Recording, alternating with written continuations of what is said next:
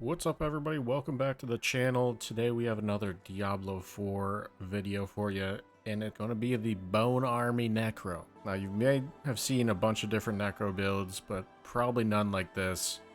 This is a purely Bone Army Necromancer. Bone damage. Physical damage. Anyways, we're going to go over everything that you need to know about this build.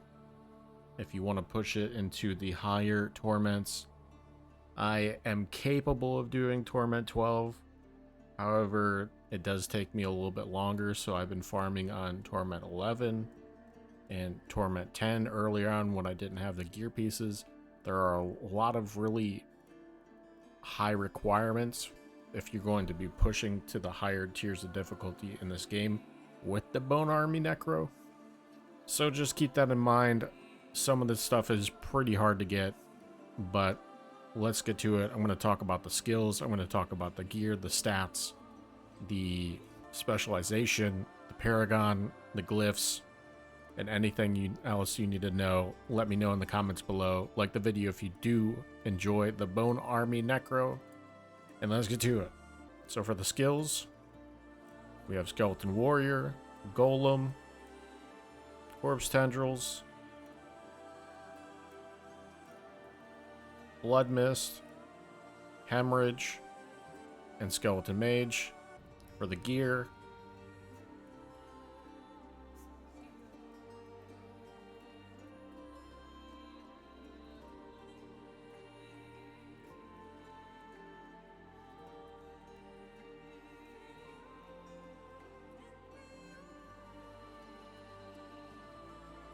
for the specializations,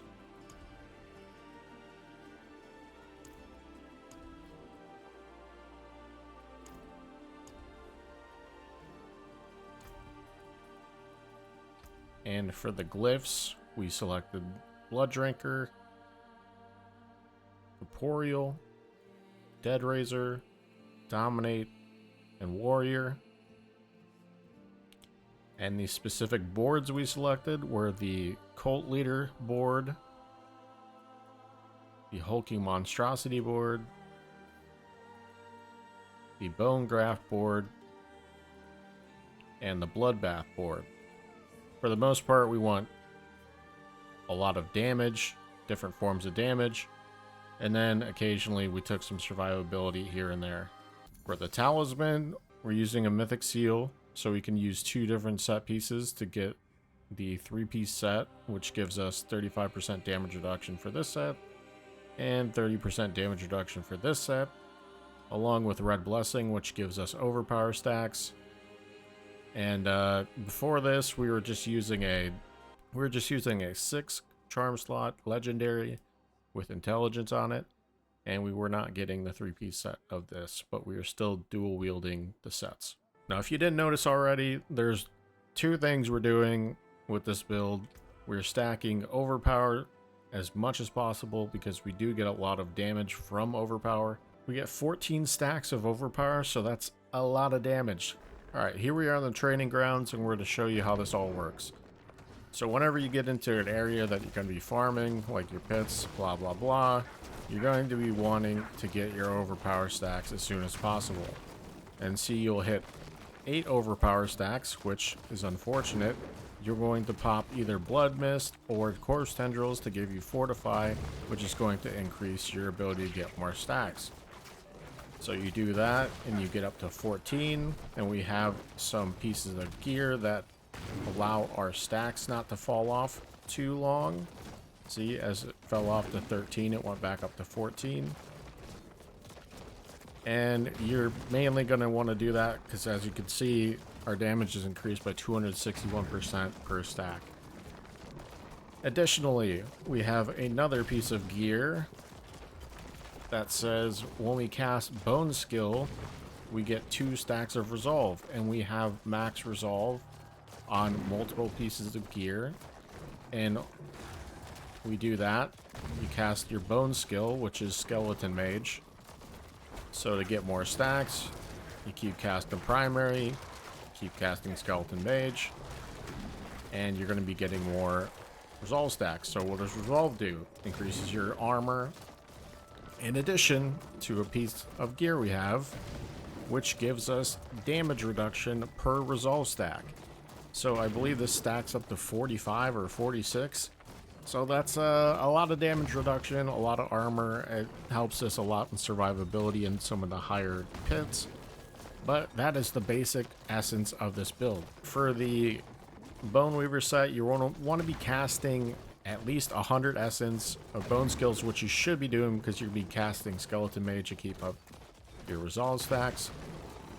So you're going to be getting more crit chance and more crit damage when you're doing that.